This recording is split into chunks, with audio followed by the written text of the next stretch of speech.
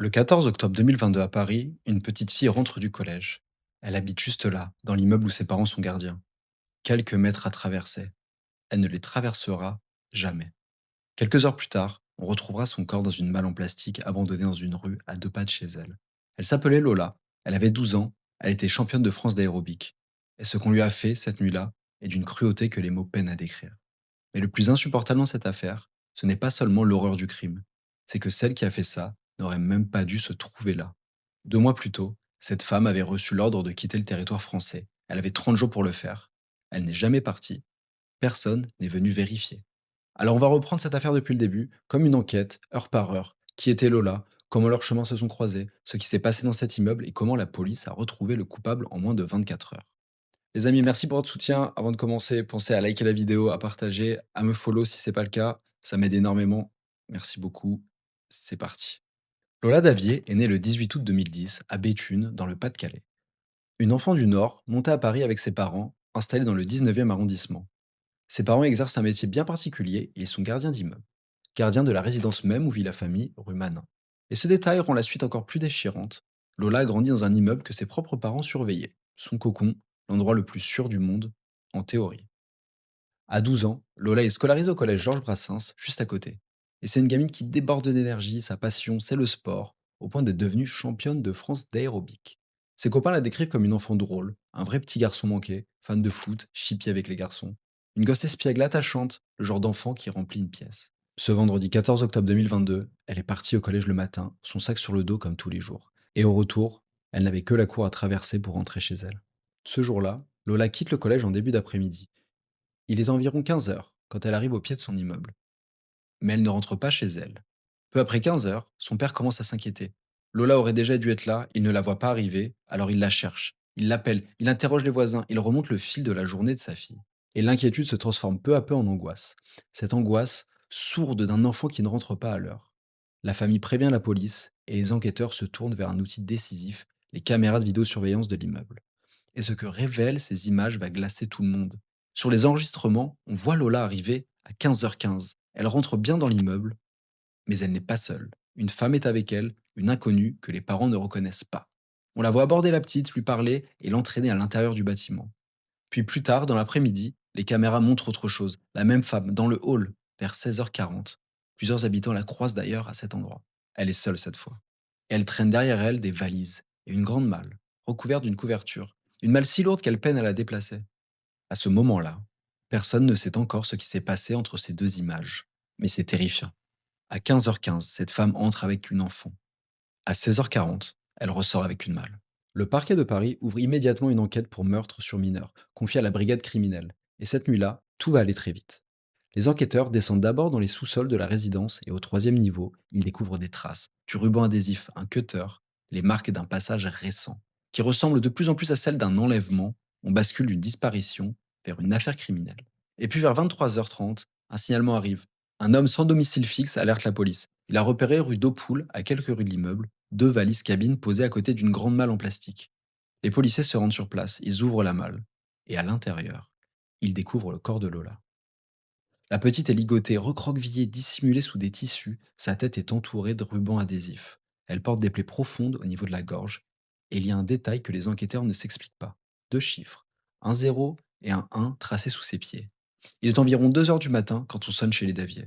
Des policiers, en pleine nuit, devant la porte de gardiens d'immeubles qui cherchent leur fille depuis des heures. Le matin même, Lola partait en cours.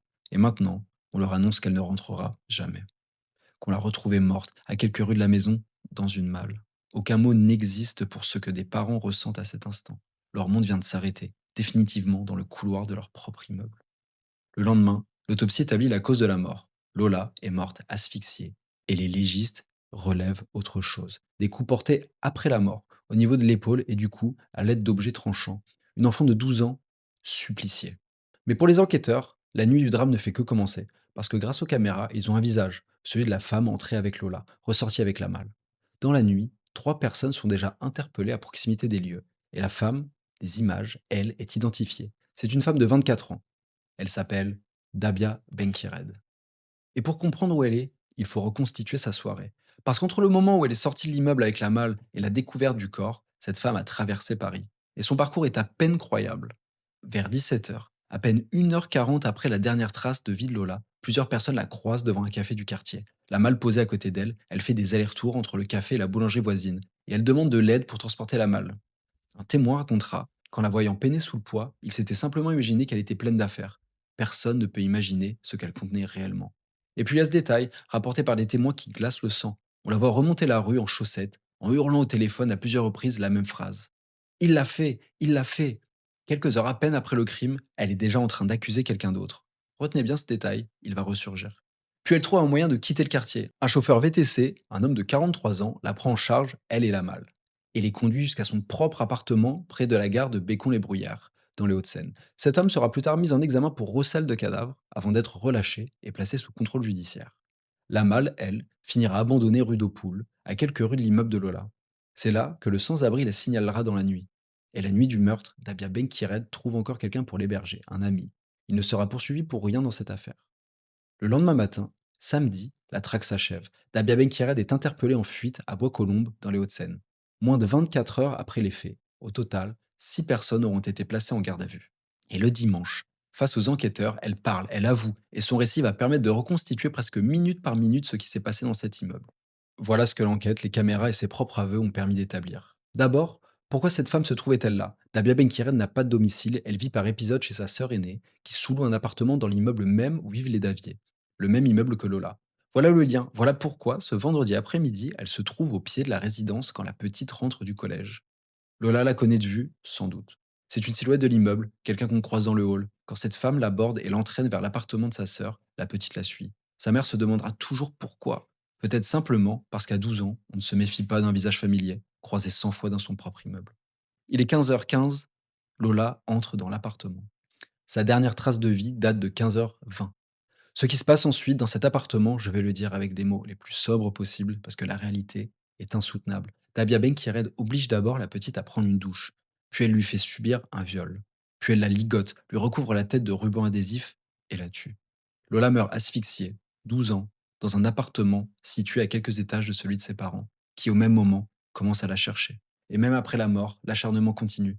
Elle la frappe au cou, au corps, à l'épaule, avec des objets tranchants. Et puis elle s'arrête. Elle attrape un vernis à ongles et elle trace deux chiffres sous les pieds de la petite.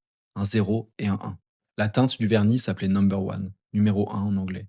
3 ans plus tard, au procès, personne ne saura toujours pas ce que ce geste voulait dire. Puis elle fait disparaître le corps. Elle descend au troisième sous-sol, là où les enquêteurs retrouveront le ruban adhésif et le cutter. Elle installe le corps dans la malle. Et à 16h40, elle traverse le hall avec ses valises et cette malle recouverte d'une couverture, en croisant des habitants qui ne se doutent de rien. Entre l'instant où Lola entre dans cet appartement et celui où sa meurtrière ressort avec la malle, il s'est écoulé moins d'une heure et demie. Une heure et demie dans l'immeuble où travaillent ses parents, pendant que son père la cherchait dehors. Reste une question, celle qui a transformé ce fait divers en scandale national. Qui est Dabia Benkired et que faisait-elle en France? Elle y est arrivée légalement en mai 2016 avec un titre de séjour étudiant, mais ce titre avait expiré depuis bien longtemps. Et le 21 août 2022, moins de 2 mois avant le meurtre, elle est interpellée par la police aux frontières à l'aéroport au moment d'embarquer. Constat, elle n'a plus le droit de se trouver en France. L'État lui délivre alors une obligation de quitter le territoire, une OQTF. 30 jours pour partir, avant le 21 septembre. Le 21 septembre arrive, elle n'est pas partie, et rien ne se passe. Aucun contrôle, aucune reconduite, aucun suivi, personne ne vérifie. Et 23 jours plus tard, elle croise Lola au pied de son immeuble. Son cas n'a d'ailleurs rien d'exceptionnel. L'immense majorité des OQTF prononcés en France ne sont jamais exécutés. À peine 7,5% l'ont été en 2024. Mais derrière ce chiffre, il y a désormais un visage, celui d'une enfant qui serait peut-être encore en vie si une seule décision, une seule, avait été appliquée. C'était évitable. Et tout le pays en octobre 2022 l'a bien compris en même temps.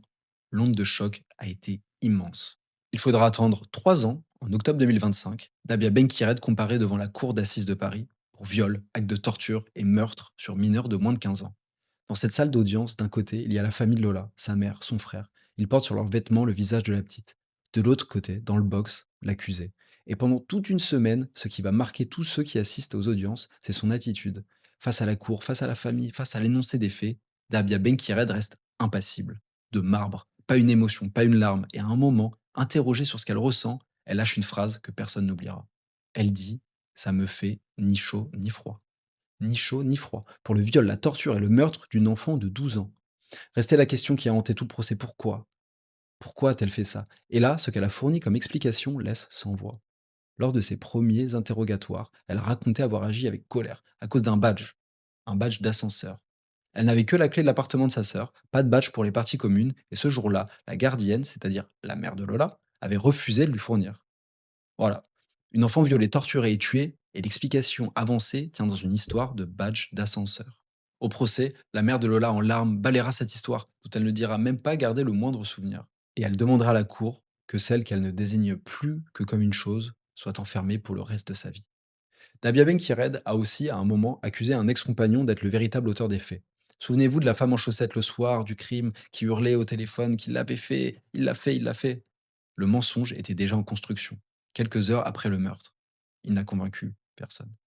La vérité, c'est qu'en 3 ans d'instruction et une semaine de procès, elle n'a jamais donné de véritable explication.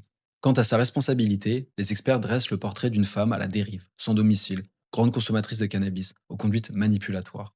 Mais leur conclusion est formelle. Aucune pathologie psychiatrique majeure, aucun trouble n'a altéré son discernement au moment des faits. Elle n'était pas folle, elle était lucide. Et c'est peut-être ça le plus terrifiant. Le 24 octobre 2025, le verdict tombe. Et il est historique. Dabia Benkired est condamnée à la réclusion criminelle à perpétuité incompressible.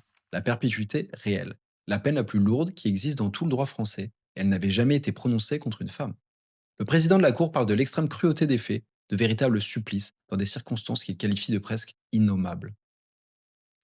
À l'énoncé de la peine, elle reste, une dernière fois, impassible. Ses tout derniers mots auront été une demande de pardon à la famille. Des mots qui sonnent bien tard et bien creux après une semaine passée dans l'indifférence totale.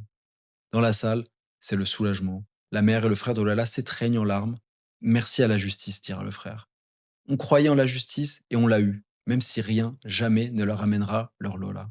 Et il manquait quelqu'un à leur côté, hélas, le père. Johan Davier n'aura pas vu ce procès. Il ne s'est jamais remis de la mort de sa fille et il est mort en février 2024 sans avoir jamais vu le visage de la justice. Dabia Benkired n'a pas fait appel. Sa condamnation est définitive. Mais aucune peine, aussi lourde soit-elle, ne répondra jamais à la seule question qui hante cette affaire. Lola avait 12 ans, elle était championne de France, elle aimait le foot, elle faisait rire ses copains, elle rentrait chez elle un vendredi après-midi. Et elle a croisé la route d'une femme qui, si une simple décision avait été appliquée, n'aurait jamais dû se trouver sur son chemin. Ce n'était pas une fatalité, c'était évitable. Alors je vous laisse avec cette question. Selon vous, comment fait-on pour que ça n'arrive plus jamais?